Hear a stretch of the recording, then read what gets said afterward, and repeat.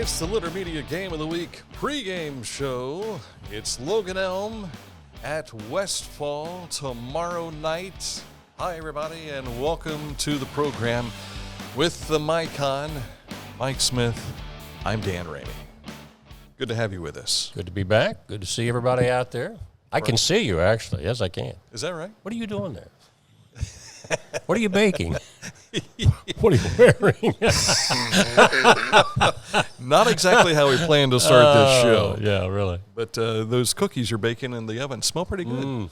Welcome to the program. This is where we take a look at the upcoming game tomorrow night. And those of you that are watching this on game night, we're just moments away. That's right. From kicking it off. But it'll be the Westfall Mustangs, who are 1-0, had a big win over Madison Plains this past Friday night. And then the Logan Elm Braves, who defeated Zane Trace, the defending SVC champions last year. They picked up that win last Friday night. Both of them were convincing wins, too. Yeah, 38-12 for the Mustangs over the Eagles of Madison Plains, and Logan Elm's win over Trace was 39-23. Now, we'll tell you that last week we had the Chillicothe Cavaliers and St. Charles Cardinals. We want to do a quick review of this contest. We're not going to show you highlights of it because I didn't have time to get something prepared for the show itself. However, I can tell you that this was an exciting game down the stretch. Chillicothe is, we learned, Mike, they started off gangbusters, moving the ball quite well down the field. A near 200-yard night for Sean Smith. He was the McDonald's player of the game, but we will tell you that they came up shy, that he's within the 5-yard line and runs into his own man. Yeah. And that pops the ball loose. It's recovered by St. Charles. And they march on down the field and come up with the first score of the game. Yeah, Cavs had three possessions in the first half, all inside the 35, came up empty. Two of those were turnovers, a mishandled snap, hold for a field goal attempt. Then in the second half, they had what would have been the game's winning touchdown with about a minute or two to go. It was called back to a penalty, and it still came down to the final play of the game, heaved to the end zone, which was knocked away. They pulled back to within 14-11. Then, as you mentioned, they had that go-ahead touchdown that was called back by a penalty. And I'll tell you, I watched that play over and over again. The play was called on offensive holding. There was no holding on that play. I don't know what they saw or what they thought they saw, but at any rate, that got wiped off the board. Cavs get the ball back after forcing a punt, and then the next series throw an interception that's returned 50 yards for what evidently became the winning score. Right. But I think Scott Bartholomew said to you after the game and in the interview that this should have been a game we won really by a few touchdowns. Yeah, absolutely. But as they go into take on London tomorrow night, it's along the lines of we got to take care of the ball. London's a physical football team, so they'll probably be a little more physical and prepared than St. Charles. Now it's a matter for Chillicothe to be prepared for that. So congratulations to Sean Smith, our McDonald's player of the game. Coming up later in this program, we will announce the Neil Coleman Insurance Wyandot Mutual Player of the Week. It's already released on our website. If you want to jump there and take a look real quick, it's littermedia.com. Click on Players of the Week at the heading, and it will reveal the answer. Well, we'll show you coming up in a bit. Yeah. All right, when we return, we'll talk with the home head coach of the 1-0 Westfall Mustangs, Logan Stepp, as we continue with our Litter Media Game of the Week pregame show here on Facebook Live. At Country Clipper, pride runs deep. We take pride in knowing our mowers help create a space for families to make memories. That our features transform mowing into an enjoyable experience. Most importantly, we take pride in knowing the decision to purchase a Country Clipper will be one you can be proud of for years to come. Country Clipper zero-turn mowers. You asked, we delivered. New Mike's Hard Lemonade Zero Sugar. Zero sugar. Amazing taste. Years in the making. Now that's a drink worthy of the name Mike.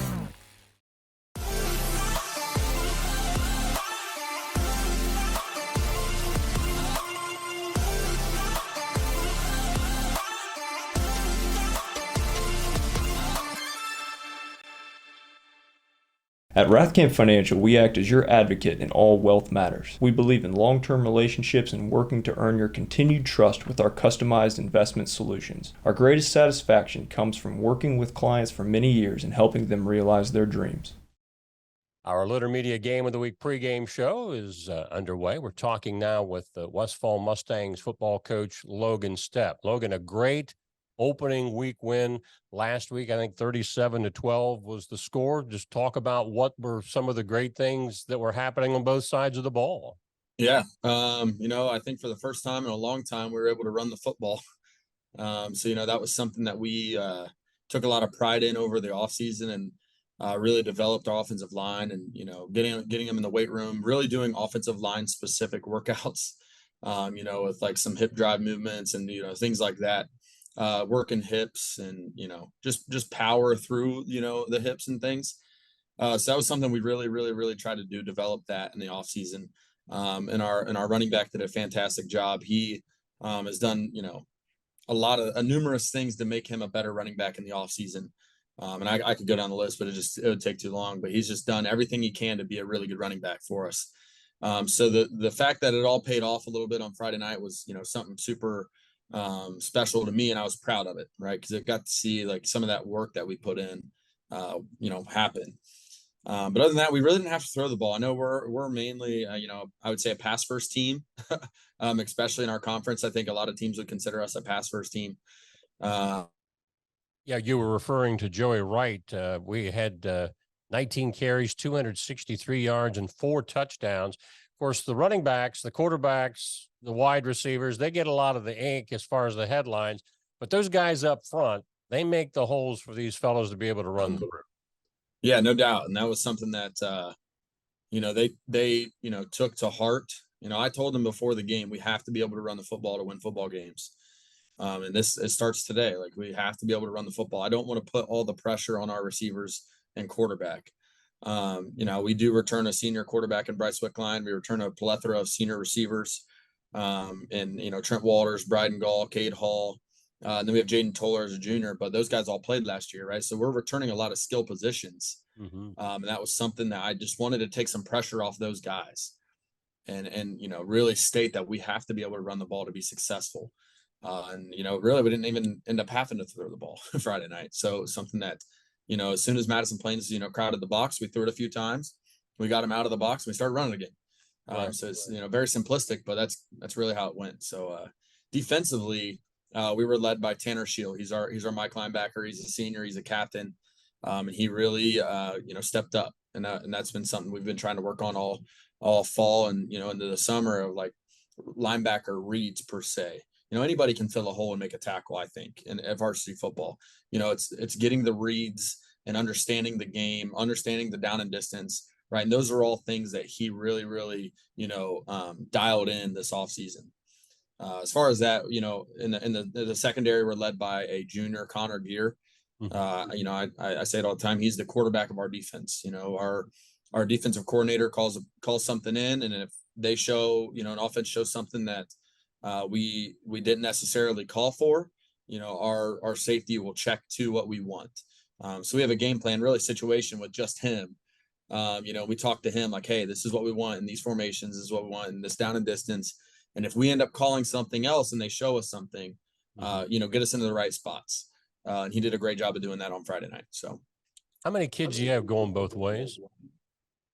Not a lot. I think only like 5 or so. Wow. Not a bunch, maybe 6. But that was something that we tried to really make an emphasis, because, I'm a firm believer in like a fresh athlete's always going to be better than, somebody that's dead. Doesn't matter how good, if they're equal, I think, they're fresh is better for us. So that's something that we kind of, our philosophy changed a little bit from last year. Last year, I tried to play all 11 dudes that really I thought were our dudes. And this year I'm playing, more like 20 or 22 guys just to stay fresh. So that is, I think it paid dividends on Friday night. And especially later in the season. Yes.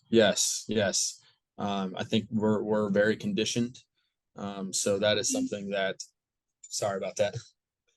That is something that our kids, know. They know that they just need to go for a series, and they go as hard as they can for a series, and they're going to get a series break on offense. And that's something I think they understand now, and it really, I think, motivates them a little bit too. What about special teams? How does that look? I know it's early, just 1 week in the books, but how do they look? Well, we didn't mess anything on Friday night. That's a plus. Special teams can be, especially at a smaller school with like not a ton of coaches, right? It can be a little bit on the back burner, and that is something that we didn't let happen. We don't let that happen here. We have a special teams period every single day. Our kids know that we're going to practice special teams because that's the third phase. You have to win, all three phases to win a football game. If you lose one of those, then you're putting yourself in a bad position on one side of the ball, right? So, Logan Elm actually had a few kickoff returns pretty deep, and that was something that we saw. We really got to be, honed in on our kickoff team this Friday night because they're very athletic on kickoff returns. So, but those are just things, that I was thinking. We have a freshman kicker that really stepped up, kicking PATs for us. Last year, it was like really, really hard for us to kick a PAT. And then I always felt like if we missed one, we were always chasing points. This year, I'm 100% confident in our PAT kicker, Carson Deskins. He is, lights out. He practices. He kicks probably 50 or so after practice every day. Wow. And he knows that's his role. And he's going to do that. And I think he's excited about even just playing on Friday nights. He doesn't care where it's at. Yeah. And he's really honed in on that role, and he's specialized in it, and I'm excited for him. Now, does he have distance where you feel like if you have a drive that's stalled, you could try a field goal? I think we'll try one. Yeah. We'll give him a shot. Yep. I don't know what that distance. I mean, I do know what that distance is, but practice distance is obviously a lot different than game distance. So we'll see on Friday night if we get put in a position where we got to kick a field goal. I'm no doubt going to call it. I trust him. He knows that I trust him. So I'm not going to pass up an opportunity for points. 4th and long, 4th and short, or situational stuff. You just never know. But definitely, if we have a chance to kick a field goal, that'll be something we'll look forward to. Lastly, Logan, from game film you've seen of your opponent, Logan Elm, who had an impressive win over defending SVC champ Zane Trace last week. What do you see that might give you any kind of concern? I mean, their size, they're big. They have great athletes. I think they're, Coach Holbert does a great job of recruiting kids in his hallway. You can tell that they have the athletes on the field. They have the big guys on the field, and he's also a great coach. He's a great person. I just met him, last year in that coaches show we do in Circleville. And every time I get the chance to talk, sorry. That's okay. Every time I get the chance to talk to him, or even like we're in passing, he always takes the opportunity to say hi. And he's a veteran coach. He's been coaching for a long time. And that is something as a younger coach, it means a lot. It means a lot to me that somebody like him of his caliber can just stop and say hi and have a conversation with me. And he even did it at a couple clinics I saw him at. He found me and said hi. And even if I found him and said hi to him, it wasn't like I was bothering him. So I think very highly of Coach Holbert and what they have going on at Logan Elm. They're sound. They play correctly. They play physical within the whistles. And, that's something that we try to do here as well. I think, we're going to have two pretty physical football teams Friday night, and it's going to be a battle in the trenches, and the team that can outlast whoever is obviously going to win. But something that we just try to instill in our kids is we're just never going to give up, regardless of, how it is and who we're playing, and we're going to play hard, and, so are they. So I think it'll be a fun game, and it'll be a really cool opportunity for me to coach against Coach Holbert. Really looking forward to seeing it and having it on Litter Media Radio this Friday night. Coach Stepp, best of luck. Our guest today on our preview show has been Coach Logan Stepp of the Westfall Mustangs. Back with more on Litter Media.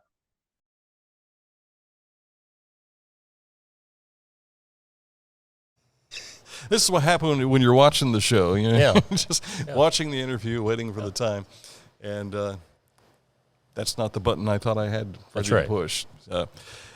Live TV, right? I am excited to see Bryce Wickline at quarterback. Didn't get to see him last year, and from what I'm hearing, he's exciting to watch. He, together with his opposing number 4, Aaron Walters for Logan Elm, they're going to be fun to watch tomorrow night. Yeah, Bryce had 7 running the ball. He had 7 carries for 123 yards. One was an 81-yard touchdown run. He also threw for 41, but as Logan just said in the interview, they just were pounding the ball. They didn't need to throw last week. So what, 76 points scored between the two offenses in week 1. Will it be like that, a track meet, so to speak, or will it be a defensive struggle? We'll find out. But we'll check in with Terry Holbert, head coach of the Logan Elm Braves, when we return with the Litter Media Game of the Week post-game show. Find a career you love with Pickaway Ross Adult Education. Skilled trades careers are in high demand with no signs of slowing down. Pickaway Ross offers career training programs with expert instructors and hands-on learning tactics to create a variety of opportunities. Visit our website for more information. I was looking for a first job. I had been babysitting and decided it was something for a little more permanent. It pays very well. It's convenient. You can make your own schedule with the flexibility. That's something that I like. The people that I work with are great. I wouldn't ask for a better crew or management team to work for.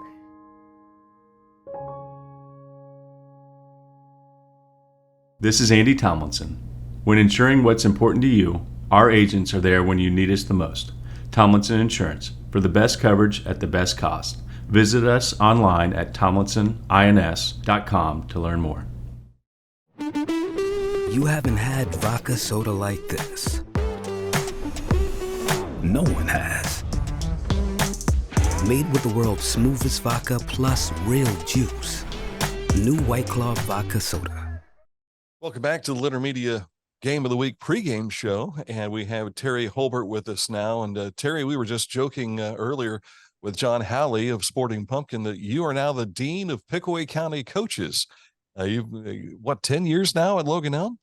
9 years, but it's crazy to think about, almost that decade of time there here at Logan Elm.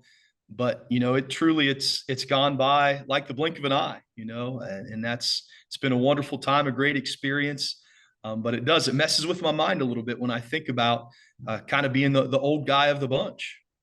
Well, I don't see any gray hair like this in that beard of yours yet. So you're not looking close enough, but I'm not going to get any closer than we are right here. So got a new school, a new setting for you in that respect. And starting later, this has got to be kind of interesting for your kids, a little bit out of routine. You don't have a routine really, other than what you've been doing practice-wise, really.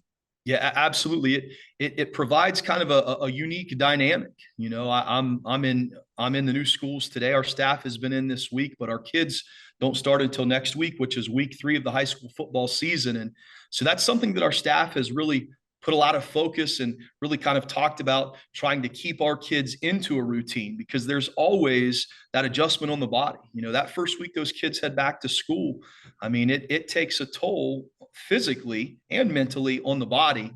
And so we're trying to do as best we can to kind of get ourselves into that routine leading into next week when they're in class, and then just carry over through our game night routines.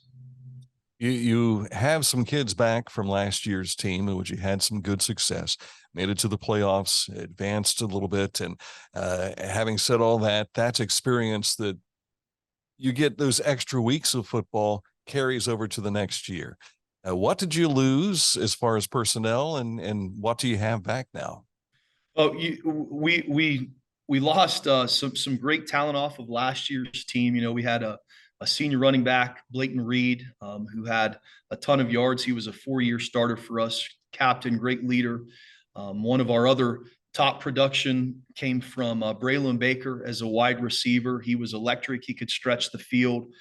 You lose leaders, like RJ Weber, who played in the middle of our defense. And I could sit here and name a bunch of different guys, but we lost some of our top production from last year. But the expectation, and when you talk about building a program, and you had just mentioned it, one of the greatest benefits about playing playoff football is all those younger guys are getting extra days, extra weeks of practice. And that's absolutely huge, and when you can sustain a program and get to that level where year in and year out, you're competing in playoff football, your freshmen and your sophomores, I mean, they're just getting a ton more work than others who are not. And that's a huge benefit for a program. And so we're really looking for some of those younger guys to step up, but younger guys who know what the expectation is. And I think proved a little bit of that in week one for us.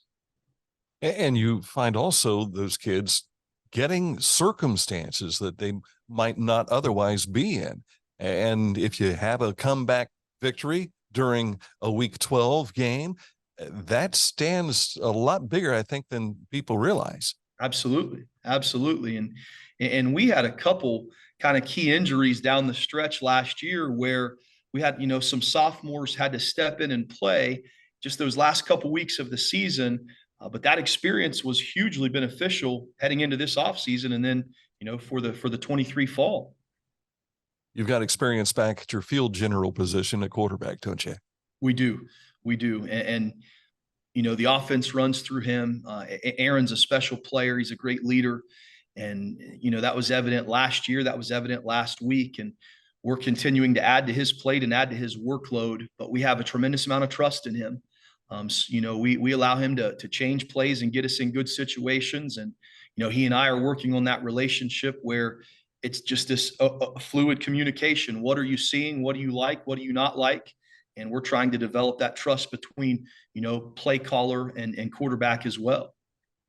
I think I saw you in week 2 or week 3 last year. And even then, he seemed to have a good understanding of what it took to command an offense.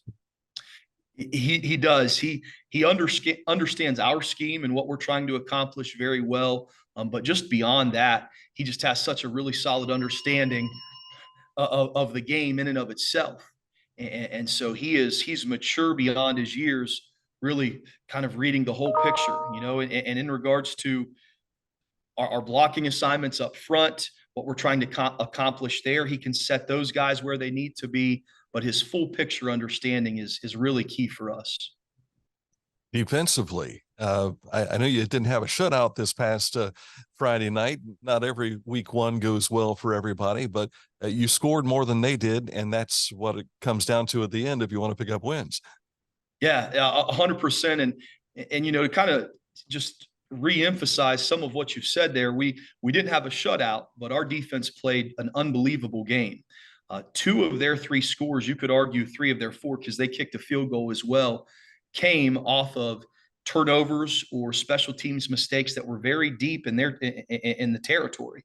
And so, I think they only had close to 150 total yards of offense. Their quarterback, who is a great player, we held him 3 of 16. And so our defense did a tremendous job. That 23 that's on the scoreboard is a little deceiving in regards to the totality of what we gave up. Our staff put together a great game plan. Our kids executed very well, but we had a really good defensive performance on Friday night. Of course, had a 39-23 win over Zane Trace. And now you board the bus and you go on the road over to Westfall. What concerns do you have with the Mustangs, who had a nice game against Madison Plains last week? Yeah, last year they were a very young team. One of the most dangerous things about a young team is that they get a year older, and they haven't lost much. They've got a really good quarterback. They've got a handful of skill guys who are athletic, and just consistently over the years, it's a rival game. It's a cross-county game. They're going to bring everything they have to give. They play fast. They play physical. They're really sound within their scheme. And so they present a lot of different issues for opponents, for us. And so we're really just trying to kind of hone in on our guys, making sure we stay focused, because we're going to need every ounce of everything we have this week to win that game on Friday. A quick trip from Tarleton all the way over to Pearson. That's always a nice trip for everybody. It's a beautiful drive going through the cornfields and the bean fields. It's a beautiful drive. Certainly is. Terry, good luck to you. We'll see you Friday night. Sounds good. Thank you.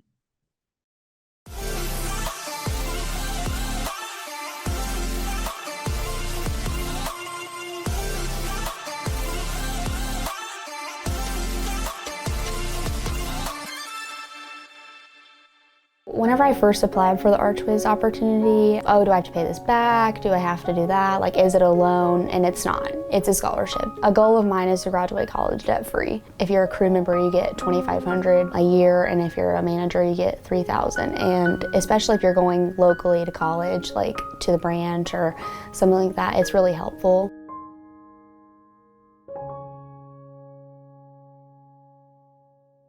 At Rathkamp Financial, we offer customized investment solutions and superior client service. We believe in long-term relationships and working to earn your continued trust. Our greatest satisfaction comes from working with clients for many years and helping them realize their dreams.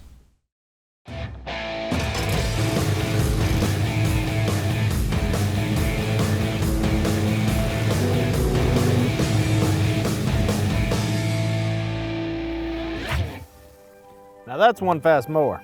Take command of your lawn with Dixie Chopper, the world's fastest lawnmower.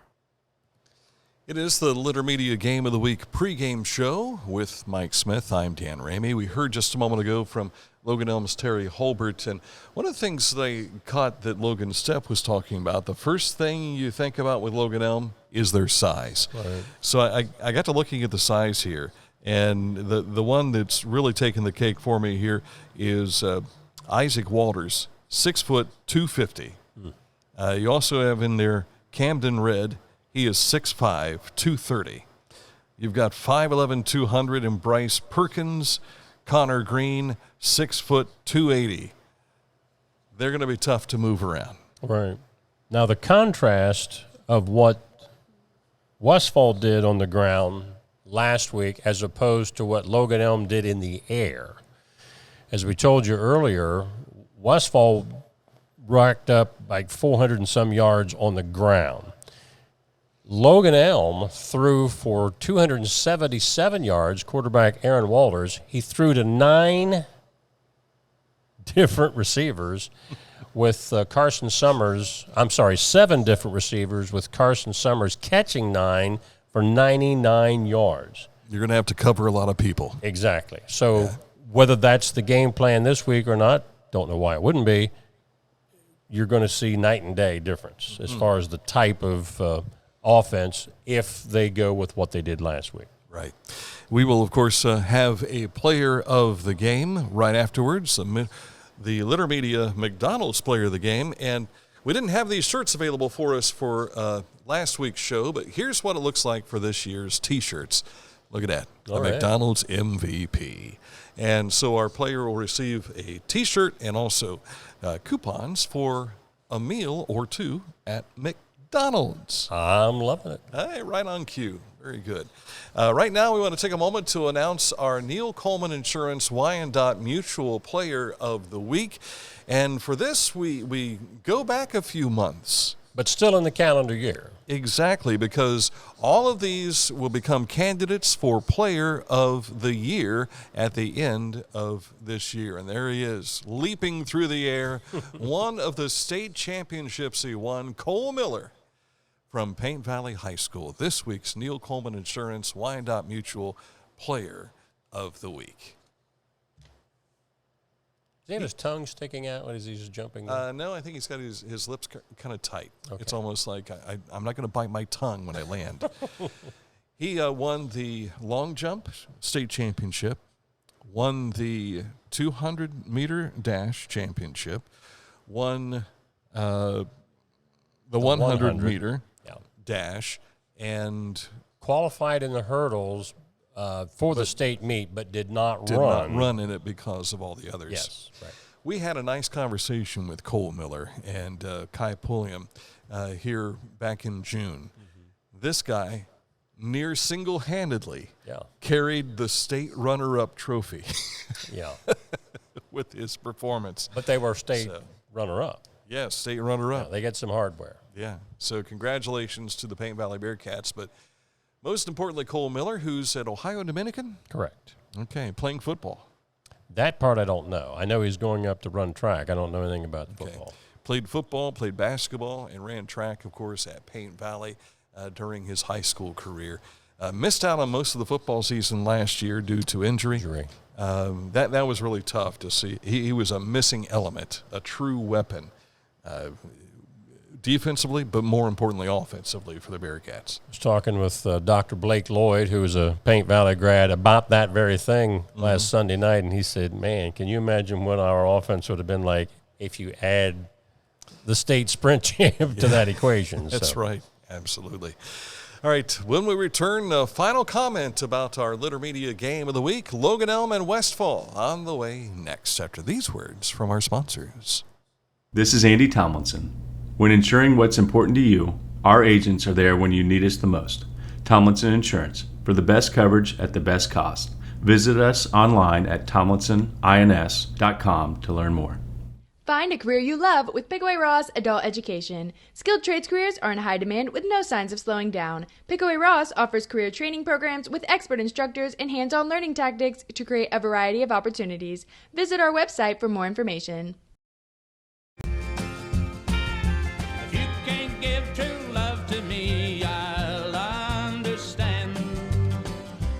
It's only worth it if you enjoy it. Michelob Ultra.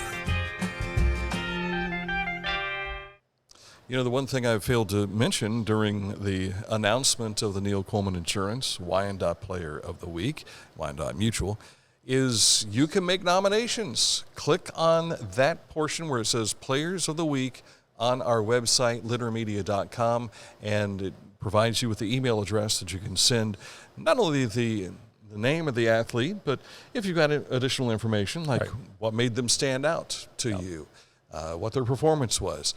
And it can be anything that's happened this year. We just have drawn the line at professional athletes. Thank you for sending those in, but we'll skip over those. We're talking about local kids making a local impact, whether they're high school, whether they're junior high, biddy ball, whichever the case may be. That's correct. Because they just might be the most outstanding athlete of that week. Yeah. All right, Logan Elm at Westfall.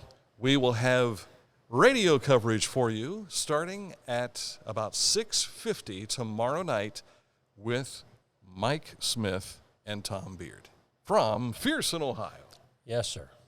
Westfall, the Great Plains up there. I've not reached out to him yet, but if Jeff Sheets is watching, we'd like you to be on at halftime. Sure, come on up. He's a superintendent of Westfall Schools, formerly superintendent of Tays Valley High Schools, formerly my algebra teacher. Yeah, and went on to bigger things. He did do. He was a pretty good basketball things. coach, Yeah. girls basketball coach in his day. But it all started with me. I had him his rookie year as a teacher. Yeah. All right, coming up tomorrow, you're back with Litter Media Live, right? We have a special edition. Jeremy Mason and B.J. Daly, a familiar voice, they will be in at 10 o'clock tomorrow morning talking about Crosshair Ministries. This is a bow shooting club that's faith-based. They apply a lot of spiritual application, Christian application into the art of hunting, bow hunting. So join us for that at 10, and then our regular program at 11 tomorrow morning as well. Do they do any tie-in with King David before he was king and the shooting of the arrow? Well, I don't know. Maybe that's something that'll come out in the interview tomorrow. We'll have to find out tomorrow at 10 o'clock, and then, of course, the Daily Show at 11, and then back at it with high school football coverage from Westfall tomorrow night. So until then, enjoy the rest of your Thursday. Stay cool as best you can, and stay hydrated. Thanks for watching Litter Media.